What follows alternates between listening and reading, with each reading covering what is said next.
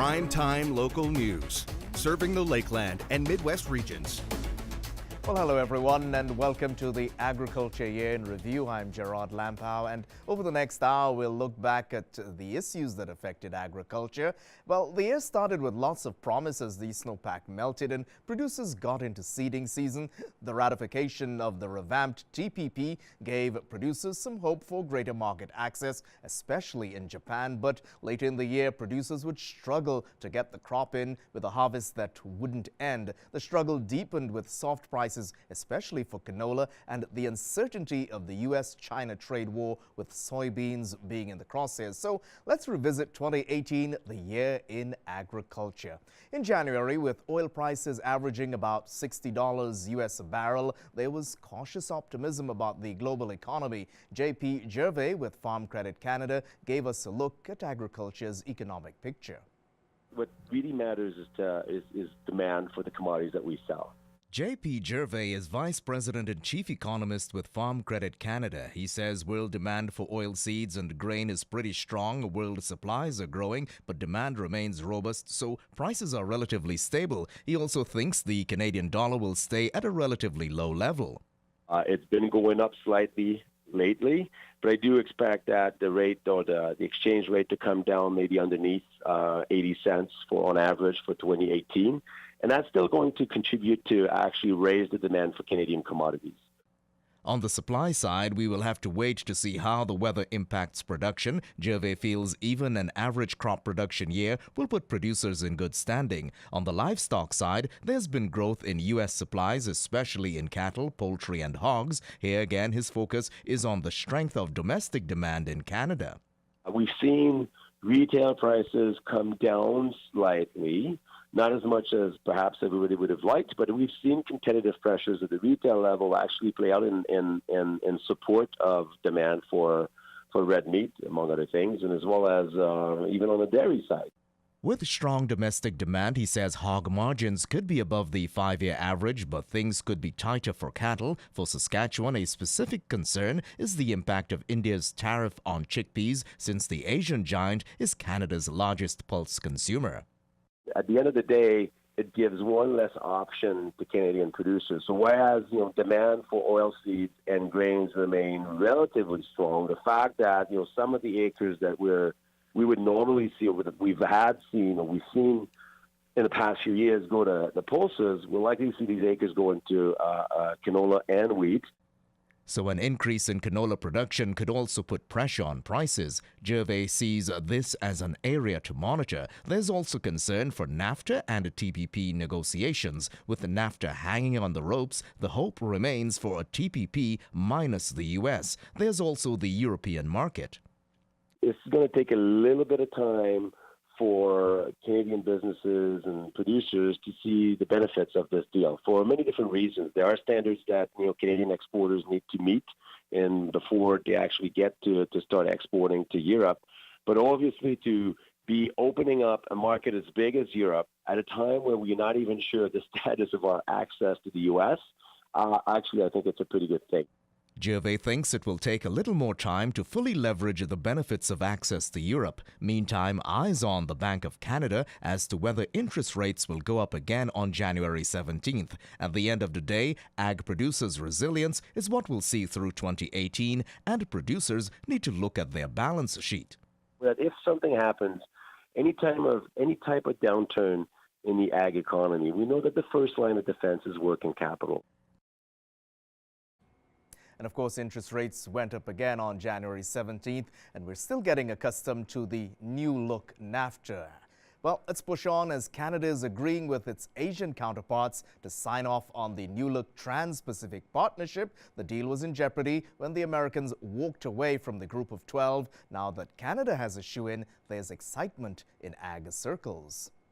It basically lowers all the import tariffs, and it should be fantastic in terms of spurring on more trade, especially with the amount of Canadian cattle that are exported. Lee Creech is based in Denver, but his home ranch is MC Quantock Livestock just north of Lloydminster. He was one of the participants at this week's Cow-Calfonomics who heard market analyst Ann Wasco break the news about the revamped TPP. As time goes forward, then all 11 countries in TPP will see tariff rates drop down to, as far as beef's concerned, get down towards 9%. In 2016, Canada sold $115 million in beef to Japan. For 2017, even though final numbers are not yet in, there was a 28% increase in Canadian beef exports going to Japan, making the Asian jewel our number 2 market after the United States. With TPP, the increase in beef over time is pegged at over $200 million. With the 38.5% tariff on the way out, Canadian cattlemen are breathing easier. For Canadian producers, we'll have access, preferential access to the Japanese market, and that's access that our competitors in Australia already have. So we will regain our competitive balance with Australia, and we will gain a competitive advantage over our counterparts selling U.S. beef into the Japanese market, because they will remain at a higher tariff level. A possible signing seems set for March, and Maswal is hopeful, if the agreement can go through Parliament this year, that TPP could be in place by 2019. In terms of dealing with cultural and other issues that may be of concern to Canadians, Maswal thinks the government has found a way to handle it. I think there was a very real debate that was going on within Ottawa about things that they knew was beneficial for Canada in the agreement, but there were some changes that Canada was seeking in terms of cultural protection. Issues like intellectual property and origin of content were also sticking points, and as well, value-added sectors that rely on agriculture, like food and beverage manufacturers, can all press the reset button. Kitscoty producer Gord King is excited for TPP and is eyeing the increasing demand for beef here at home and abroad.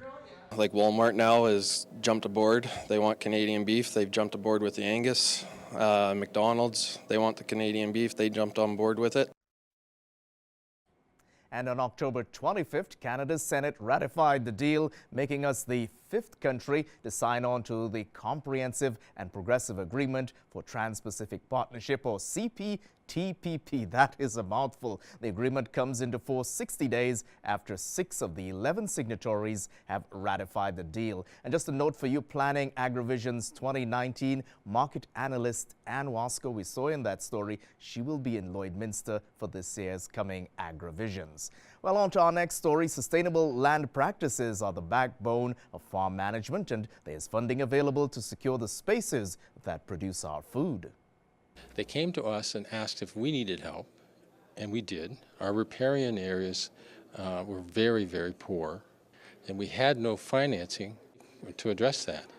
One aspect of this work is that landowners get paid for wetland restoration. So if you've got a wetland that's been drained, damaged or altered, you can get in touch with the Vermilion River Watershed Alliance.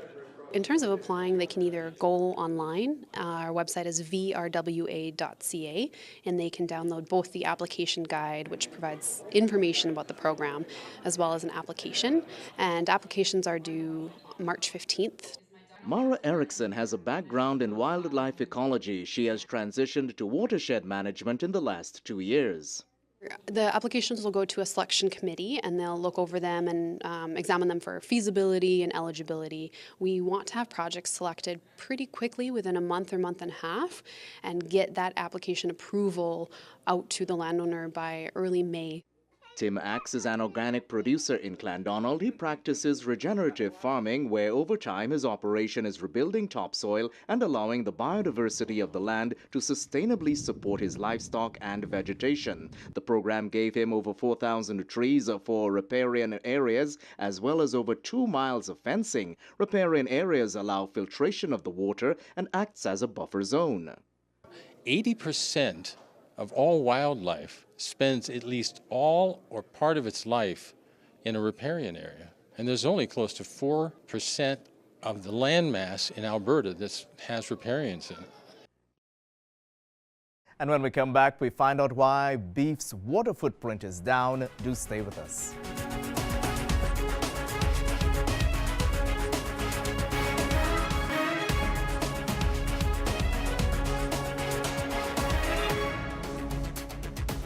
You know, it's a changing landscape when we are discussing how much water it takes to put beef on your plate. I find out that beef's water footprint is down compared to 30 years ago. And the water footprint is one that it personally affects consumers. Sherry Copperthorne Barnes ranches with her family west of Calgary. Research from Agriculture, Agri-Food Canada and the University of Manitoba is showing that it takes 17% less water to produce a kilo of beef as of 2011 compared to 30 years before. Dr. Tim McAllister with Agriculture, Agri-Food Canada in Lethbridge led the study. His team had to define cattle production systems across Canada, like the differences between a feed in the east as opposed to the west. They estimated the type of feed and the amount needed to meet nutritional requirements and the crop area needed to produce that feed across the country. We were able to estimate the amount of water that was required for production of the feed, the amount that was consumed by drinking by the animal itself, as well as the amount of water that was required for the processing of the meat into final products. Once they factored that in, they compared data for water use for beef production in 1981 to 2011. Water use was divided into two categories. He says blue water is either from irrigation or water that's pumped from a well and then applied to crops. Green water includes the water that's also just associated with rainfall. So when we look at those combined, we find about a 17% reduction in the amount of water that's required to produce a kilogram of beef in 2011 versus 1981. And if we calculate that just on the basis of the blue water, it's about a 20% improvement. The reasons for the reduction in the amount of water include more efficient water distribution systems to cattle in 2011 versus 1981. Also, 99% of water now goes to feed production. Only 1% of the water is consumed by the animal, but the big reason is increased carcass size or meat from each animal. And so if you produce more meat from a single animal, then the maintenance requirements associated with the production of that meat is lower. And so that's a major reason why it took less water to produce the same amount of meat in 2011 than in 1981. So with a smaller water footprint, you could say that beef is not making as big of a splash as 30 years ago. Hope you like that pun there. Well, another crowd puller at AgriVisions is the conversation on where cattle prices are heading. I get some insight from someone who has weathered the challenges of the last decade. In the last 2 to 3, well, starting 2014, 2013, 14, 15 is, those were great years for the cow-calf sector. Brian Perriak comes from a ranching family. He has a master's in agriculture economics and has been at Canfax for 8 years. He lived through the BSE crisis and says anyone who has stuck it out deserves these good years. But from the heady days of $2 to $3 a calf, the market cooled in 2016 to about $1.65 for a steer. But it's back up again, suggesting a roller coaster ride. And today we're back over $2 a pound, which, is still relatively strong prices. And right now, most of the sectors are pretty profitable. The trigger for the roller coaster has been drought in the States, but U.S. beef stocks are recovering even as Canadian supply remains relatively constant. Robust demand explains why consumers have not seen a meaningful change in the price of beef at the grocery. I actually just did a comparison comparing 2012 retail prices and fed steer prices in Alberta to 2017. You compare the 2012 price to 2017 prices, steer prices are 38% higher in 2017 than they were in 2012, whereas retail beef prices are actually 33% higher than they were in 2012. Overall, steer prices are up and retail beef is also up, but not moving as fast as steers. Perrier reflects that the cattle sector is coming out of a decade of challenge from BSE and drought, and pasture has also been given up to grain, especially canola. So where are prices heading? I think our prices, for the most part, that low we hit in 16 should stand as a low for a little while. And hopefully I'm looking at, kind of the same scenario, that $2 calf range, give or take a little bit. The question of trade is still on producers' minds, especially the U.S. market and NAFTA. Even if NAFTA, worst case scenario, and falls right apart, product can still move. Yes, we will have to pay some tariffs on cattle and beef. They're not going to be huge tariffs. It will cut into our market a little bit, but it's not going to stop trade. Well, she's a lifelong champion of animal handling systems. An early setback in life did not deter her from finding her passion. I had the chance to sit down with Dr. Temple Grandin. Well, there's two pioneers of the low-stress handling. They're Bud Williams and Dylan Biggs. And he's done some amazing things. I've heard about him getting the bull to go into the trailer with no handling facility. Dr. Temple Grandin says the research shows that stockmanship and gentle handling of animals will give you more productive animals. She describes herself as a visual thinker and teaches her students to be observant. If the bull even looked at the trailer, he backed off out of the flight zone. In other words, you reward the animal for even doing the smallest behavior that you want. So if you want to teach a steer to lead, he even leans forward, let up on the lead rope. The world needs all kinds of minds. Diagnosed with autism at the age of 2, that has not stopped Temple Grandin from becoming a leading voice for livestock behavior and handling, including the design of livestock facilities. When I first started in the early 70s, cattle handling was absolutely atrocious. Electric prods on every single animal. And I'm really pleased to say handling has improved. I've done a tremendous amount of work at the meatpacking plants. Grandin says the U.S. Cattle Association has also been putting greater emphasis on beef quality assurance. She adds, in handling cattle, you need to calm down. Screaming at cattle has intent. They know you are screaming at them, where just miscellaneous machinery noise does not have intent. Grandin has developed numerous resources and design handling facilities which can be found on her website. Producers across the Lakeland region came away with a wealth of information. Temple Grandin basically will help improve the way you maneuver your livestock to reduce the stress on both you and your animals. Dr. Temple Grandin there. Well, when we come back, a grain terminal is on the way just east of the border city. Do stay with us.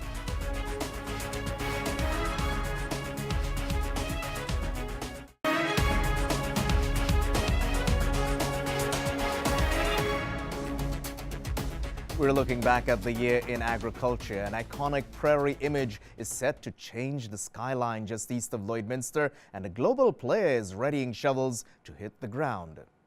It's an open house, and area producers in Eldon and Maidstone are excited at the prospect of a grain facility coming to the area. It means a whole bunch to have a facility this close to home after hauling 25, 30 miles for several years.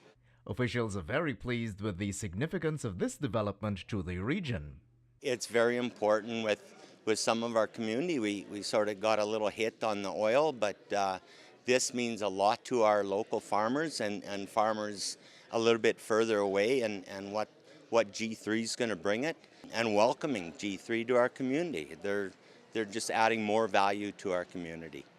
At a cost of over $40 million, G3 Canada is already doing the groundwork and aiming to have a modern 42,000-ton grain facility with a loop track ready for harvest 2019. Well, for the town itself, just the activity, the people around, it's going to support the local businesses that are already here. That's great for them. For the RM, all our producers, grain producers out there, they've got another option to haul their grain. Area producers like Cal Donald, who live just a skip and a hop from the new elevator, are also reveling in the economic spin-offs. It's going to give a lot of local people jobs if they wish. Well, the excitement of spring, well, it was soured for some residents of the Lakelands. I went out to Two Hills to assess a stench that's blowing in the wind, and mind you, some of the images in this story may be difficult for viewers. Spring melt is well underway across the region, but for residents in Two Hills, it's coming with an extra cost. Everything started to back up, and a number of culverts got washed out, and a number of creeks overfilled, and everything started to pour into the main tributaries. Benz Lake and Watts Lake suffered a lot of damage. Goliaths estimates damages in the county between $500,000 to $600,000, but then there's the concern of manure which was in the field. We had some concerns. There was some manure being put into the field there for spreading. It's a normal procedure. Okay, it's been done in years, but because of the water levels, all of a sudden some of this water came up to the manure and started washing it down and across the road. We're just a couple of miles west of the town of Two Hills, down Airport Road and Range Road 135. Now, what you're looking at here is about 8 to 10 rows of cow manure. Now, concerned residents alerted Newcap News to this situation, particularly as the spring melt kicked in there and the water that's behind me began to flow over this road and into the adjacent field. The adjacent field leads to the Vermilion River. The Vermilion River flows to the town of Vermilion and eventually to Lloydminster. We have our Ag Service Board working on it. They've been monitoring it, and they've been one of the ones that had put up the flag and said that there is a concern.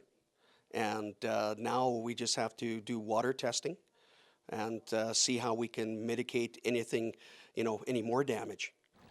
The situation is an environmental concern to the county and the province. Goliath says the trouble now is to move the manure given the water level. Also, the area is prone to flooding.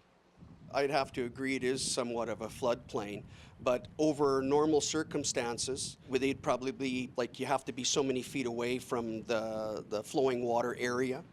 The Natural Resources Conservation Board in an email reveals they have received 5 complaints.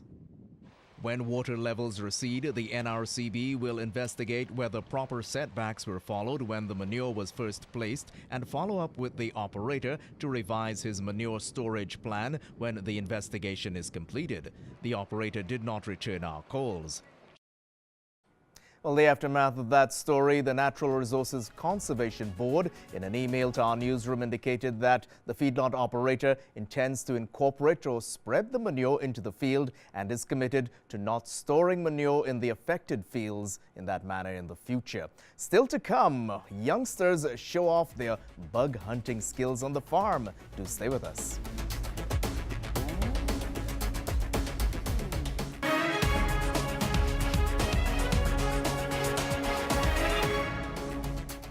Another 4-H project that's gaining traction with young hunters is the Gun Project. I went out to get a lesson on the gun range. And that way the hammer is never on the live ground.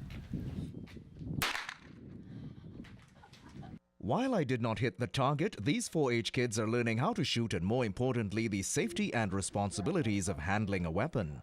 Okay guys, what are the 3 main rules of gun safety? First, never point a gun at anyone. Second, never let anyone point a gun at you. And third, always leave the action up and open when not firing a gun.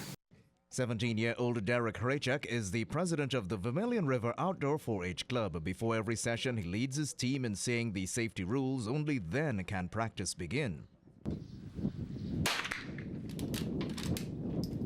Another young hunter is 13-year-old Colt Jackson. Right underneath it. Okay. When we come here, we always have to be wearing goggles or glasses and earplugs so that the gun doesn't hurt our ears. And we also need to consider to not point the guns at anyone or always stop people if they're pointing the guns at us. As much as I tried to hit the target, well, I got an even better understanding of safety. John Betts has been helping out with the 4-Hers since 2006. There's flags here that you have to change. Red flag is the range is hot. Green flag means it's safe to go downrange, which means everybody at the firing line has cleared their guns. A specialty event is cowboy shooting. We have 2 pistols, a rifle, and a shotgun.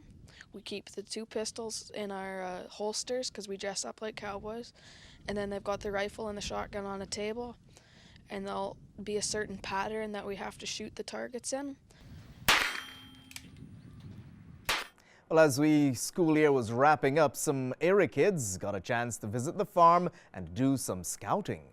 You get to choose whether you want to plant wheat, peas, or canola. Ag producer Keith Fournier opened his family farm to the classroom as grade 3s and 4s from Jack Camp got a front row seat to explore our food story. I'm having a little bit of fun, but it's not too fun. I haven't caught any bugs yet. These kids are on the hunt for the bugs that affect the crops. So if you find some worms, like caterpillars, like tent caterpillars or anything, that's really good. Try putting them inside here. Agronomist Clint Yerke was the resident bug guy as the kids scouted the canola fields. I got a blue dragonfly. A blue dragonfly? Yeah. Okay, so let's... Is a dragonfly a good bug or a bad bug? Good bug. Why are they good? Eat mosquitoes. They eat mosquitoes. Very good. Okay, Ethan, what did you catch? I caught a fly and a flea weasel. Yerke says canola producers are facing a lot of pressure this season from the baby canola threat.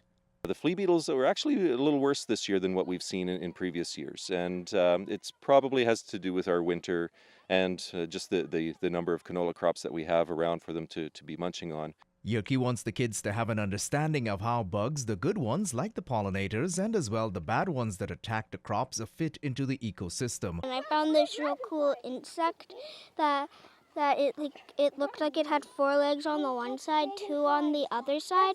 We have a pollinator here. This is a solitary bee species, so it's one of our good bugs to have. All this adds to their study of plants and soils.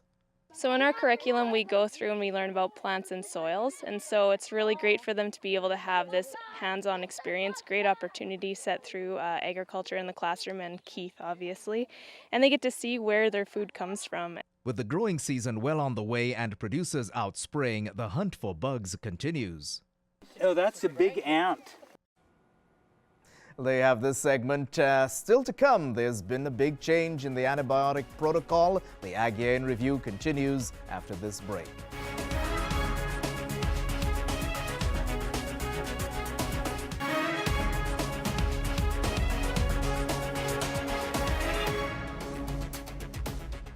We're looking back at 2018, the year in agriculture. Having the auto stare running the combine is something that's taken for granted, so why design one yourself? I had the chance to meet up with an area producer who's not only done that, but is being recognized for his work.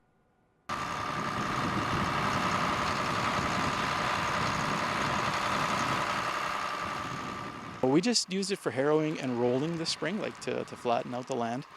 No, it's not a ghost driving the tractor. This is a GPS auto steering system designed by Manville farmer Brian Tischler. I put the information on the internet on forums, and people all over the world started asking, well, what about auto steer? What about auto headland? What about some of these other features that other GPS have? And I'm like, impossible. But then we just started breaking them down one by one, and with help and information and other people testing all over the world, I was able to add more and more features to where today we have a fully autonomous tractor. There are people from several European countries who are sharing in this Manville, Alberta project. Tischler says his tractor has 9 computers on board and the sensor in front, but there are challenges, like when it starts to rain. I couldn't turn as fast on the headland because now it was muddy, but the computer didn't know that it had rained. Me as an operator knew that I couldn't take it as fast, so then I slowed down. But had the computer just been driving it by itself, it would have crashed into the trees. Whether or not the future of agriculture lies in autonomous vehicles, the question remains as to what level of autonomy can farmers feel comfortable with, still at a cost of some $15,000 to $20,000 on a $500,000 tractor. Compare that to Brian Tischler's $500 do-it-yourself GPS. We can go from a tractor that just steers itself in a straight line to one that also turns around at the end of the field and comes back. And maybe you have to control it to do around a gas well or around a patch of trees. But then you can take that another step where it will do all of those spots, completely do the field, and then come back and park in the garage. That is a long way off. Tischler has sparked a global conversation by using the open source concept to handle proprietary rights. He's on a short list for an award this fall from Alberta Science and Technology. I got an email from the Aztec Committee, and it said it was the finalist for the Aztec Award in October. And it was PhD so-and-so, MD/PhD so-and-so, and it was like MD, PhD, PhD, and then it was farmer from Manville. And the farmer from Manville, Brian Tischler, would go on to win this year's Ag Award for Innovation from the Alberta Science and Technology Foundation. Producers across Canada are getting prepped for a change in how they get antibiotics for livestock. Here's an update from a local vet. Antibiotics used to be available what we'd call over the counter, so you could go to basically anywhere, UFA, Co-op, PV Mart, and buy tetracyclines and also penicillin antibiotics. But actually, come December 1st, 2018, the Government of Canada has made a change to that, and they'll only be available through your veterinarian. As this change rolls out, Dr. Trent Winnicamp with the Lloydminster Animal Hospital says veterinarian oversight and the relationship with your vet is what is being stressed. Mainly just so that you're not using them incorrectly, right? So that they're being used to treat the condition that they're meant to treat, that they're not being overused. The change has been in the works for over a year. For consumers, there's always the concern about antibiotics getting into the food we eat. All antibiotics have what we call a withdrawal date. So when they're used, the animal that has been given that antibiotic can't be slaughtered for a certain amount of time and put into the food chain. So one thing you often hear is, like certain foods are antibiotic free, or the no antibiotics have been used, which is true. But actually, all the food we eat is free of antibiotics. Dr. Winnicamp stresses there's tremendous oversight and meat is tested before going to the consumer. The new antibiotic protocol takes effect December 1st and will further develop the relationship between vets and producers. In many cases, it won't be that much of a change. Many people already have that relationship with their veterinarian, and all it will involve is just, having a conversation with them about what you're using it for and how you're using it. And so for many people, it won't be much of a change at all. But if you're someone that doesn't have that relationship with your veterinarian, you're going to have to establish that in order to obtain those antibiotics.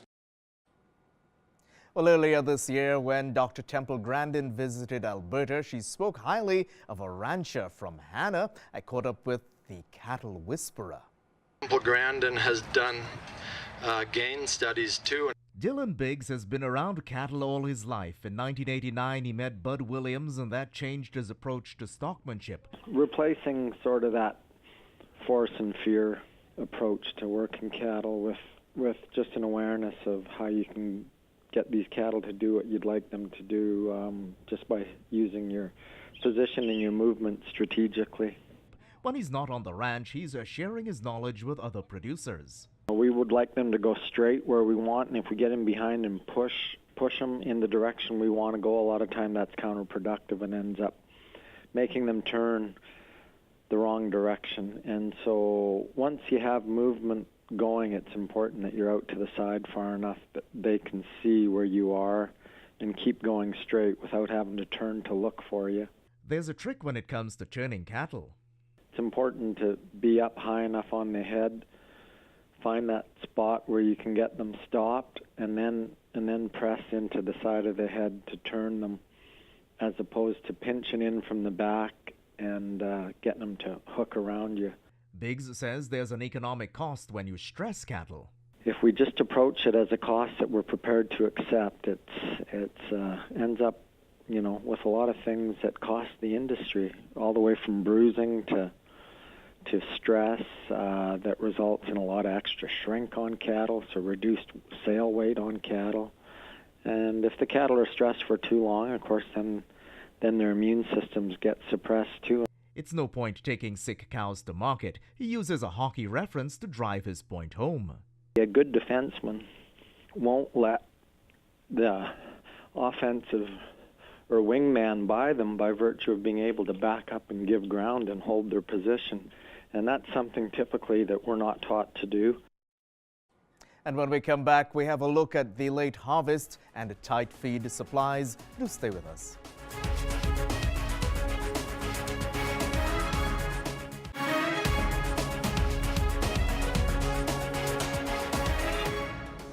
Thank you for staying with us as we look back at 2018, the year in agriculture. We'll be up to the harvest that almost didn't happen, as ag groups like Team Alberta, they were estimating provincial losses at over $3 billion as Harvest 18 was hanging in the balance. We got a look at the numbers. It's being described as the non-harvest of 2018. The major crops across Alberta are sitting in the field, in some cases covered in snow, too wet to combine and behind the 5-year average. As of October 9th, 46.7% has been combined. That means Alberta is 35.6% off the 5-year average of 82.3% on major crops. The quality of the crops that's in the bin has been reported as good. Susanna Sangster with Agriculture Financial Services puts a positive spin on the numbers, even as the cost of aeration and quality degradation are outstanding. Canola acres are estimated to be 26% combined and 52% swathed. Spring wheat acres are estimated to be 56.7% combined and 9.6% swathed. And barley acres are estimated to be 52.5% combined and 15.9% swathed. AFSC feels there's about 7.8 million acres across Alberta waiting to be harvested. Lloydminster is in the central region. All crops are at 43.7%. The 5-year average is 82.1%, so our area is 38.4% behind the 5-year average. For the Lakelands, which is in the northeast region, the average is 43.5%. The 5-year average is 79.4%, so northeast Alberta is 35.9% off of the 5-year average. Southern Alberta is 19.9%, Northwest is 38.5%, the Peace region is 55.6%. So in Alberta, on major crops, the 5-year average is 82.3%. So with 46.7% completed, Alberta is 35.6% behind on major crops for the 5-year average. The quality of what's in the bin is the only saving grace. So wheat estimates are 80% of what's been harvested are reported to be in the top 2 grades. Barley is 85% of what is harvested is estimated to be malt or 1CW. And peas, 90% of what's been harvested is grading a 1 or a 2. And over 75% of bin canola is grading a 1. AFSC will have to receive and review clients' harvest reports. Those reports are not due before November 15th, so a final dollar value may not be available before December. Trying to estimate the potential amount of crop insurance claims at this time would be speculative. There are many factors, including the different levels of elected coverage, crop yields, crop quality, and the number of potential unharvested acres that contribute to what the final indemnities will be. Well, that late season rally finally came in November, but certainly crop quality will be impacted, and so too is feed quality. Here are some tips for cattle producers facing short feed supplies. Managing cows through the winter is a tough ask, especially when producers are looking far to calves in the spring. When feed is tight, maintaining body score becomes even more critical. Reynold Bergen with the Beef Cattle Research Council is helping producers with their winter feeding programs. Find out what you've got available. The second step is to test it, and the third is to work with a nutritionist to match your feeds together so that the animal requirements are met, and at the same time that nutritionist can help you identify where there's gaps. Covering those gaps will meet energy needs, protein, minerals, and vitamins that may need to be added, and you also need to know at what stage of winter or spring those supplements will be needed. What are your most cost-effective supplement options that are around? When do you need to supplement? Which animals do you need to feed them to, right? So if you've got a big variation in feed quality, reserve the best quality hay for the thinner and older and younger animals that need the best groceries. Bergen says the middle cows can get by on the usual tougher diet, but producers need to feed test, especially on byproducts and feed-grade products. The really cool thing about cows is that they can eat just about anything and turn it into groceries. But when you're feeding something unusual, you need to make sure that they're getting the nutrients they need, but not getting anti-nutritional things that may harm feed quality or may pose a health risk to the animals, right? That could be excessive sulfur in canola. Bergen says the cheapest feed does not make for the least expensive ration. Just feeding the cheapest stuff can be way more costly over the long term, especially if that means that you're going to end up with thin cows, because those thin cows are going to rebreed later next year. They're probably going to have more calving difficulties first, and if they rebreed later next year or don't rebreed at all, that's going to have definite implications on your bottom line the year after next. With snow on the ground, Alberta Canola was touring the province, sharing vital information with producers. I caught up with the tour as it rolled through our region. Scientific information versus not, etc. like that. Choosing a better variety that is suited for that particular race of the blackleg fungus. You can pick out the right resistance genes that you need to have in your canola varieties that will fight off the disease and keep the yield there. Agronomist Clint Yerke weighing in on one of the many challenges facing producers. Another big one as the PMRA reviews seed treatments and the possible loss of agronomic tools is the ongoing glyphosate debate. Our regulatory bodies here in Canada, the regulatory bodies in the US, they've all found no link between cancer and glyphosate. As you mentioned, it's the most extensively studied chemistry, probably in the history of the world. Mark Walker with CCGA echoes the sentiment of producers that losing access to existing tools will not allow farmers to feed the world. The focus switched to markets as canola has been falling over the last little while.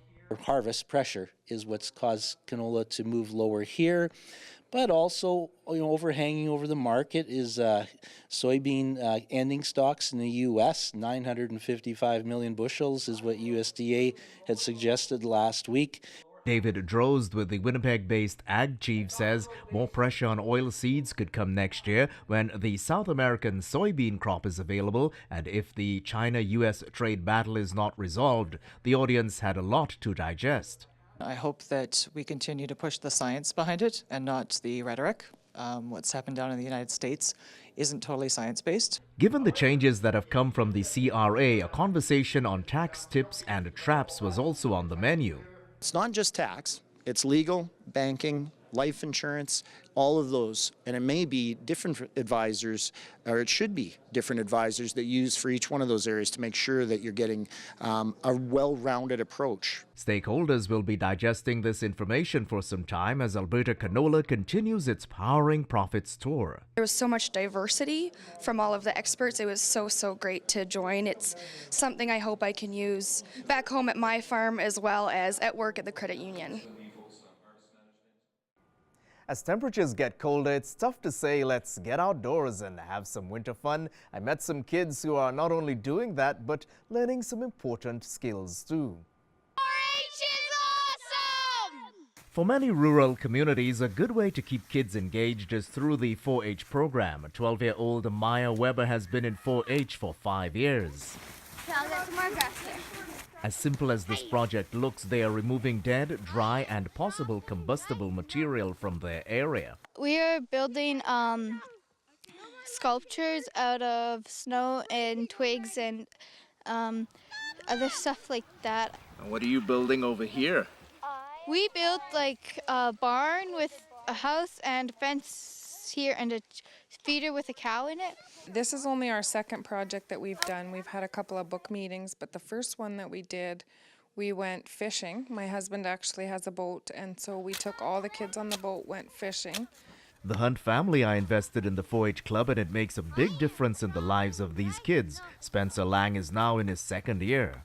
It teaches us things about don't break down the new trees and trees that are still alive. And also about things we went fishing earlier in the year, and then we learned about some fishing safety. Even that simple fishing trip has important lessons to learn. The 4-H programs run from September to May and wrap up with public speaking and an achievement day. It's hard not to get involved in these activities. Well, it's time now to talk about the future, and if you ask Generation Next, they'll tell you the future is now. I find out how some 4-Hers are building their skills as they show off their animals. Seeing youngsters winning accolades for their ag achievements is well balanced with a look at all the hard work leading up to lifting the trophy. 11-year-old Madison Goodfellow says her cow Specky weighs about 1,500 pounds. Specky has already had her first calf. Yeah, she got second overall in her cow-calf. 4-H is really fun. You can do a bunch of different activities.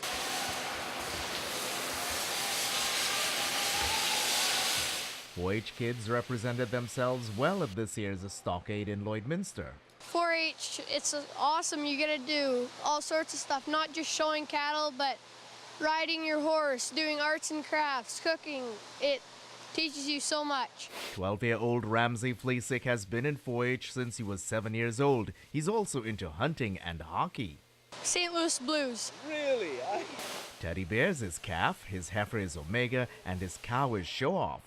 Getting them ready is most of it. Using the sprays, getting their hair combed up, getting them looking full. Ramsey got first with his 2-year-old cow and reserve champ overall with his cow-calf pair. These kids are keen on their winning ways. I won lots with her, and then I thought maybe I could win some more here, too. 12-year-old McKenna has been in 4-H since she was 7. She brought her 2-year-old cow to the show and finished second in her class. All of these kids intend to make a future in agriculture. Showing cattle. Showing cattle. The scourge of rural crime is having one upside. Let's find out how communities are coming together. The crime wave we've talked about out in this area, we've been hit quite a bit with theft along with a lot of the neighbors. Apart from trying to produce food, rural Albertans have struggled with criminals visiting their property. God George says the Marwayne area has been rallying. We had a set of individuals in our yard at about 4 in the morning one day, and we had a group chat, and the first truck was there 5 minutes after I called for help. And we never caught those ones. And then just last week, good friends down the road, we actually caught 6 of them. The community has been taking responsibility to look out for each other. With the group chat and just being neighbors helping neighbors. And I think we're starting to stick together. Everyone's kind of had it out here. It's been enough. It's not really the RCMP's fault. They're really understaffed. I feel for those people when they come out. You know, the best they can get there is, 20, 30 minutes before they're even on your doorstep, right?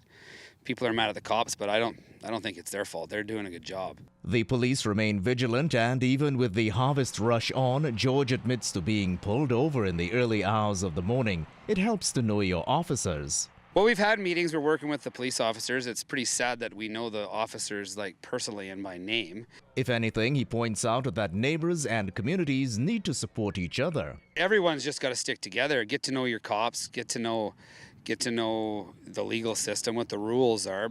Well, that's a look back at 2018 in the year in agriculture. I'm Gerard Lampow. All the best for the year coming.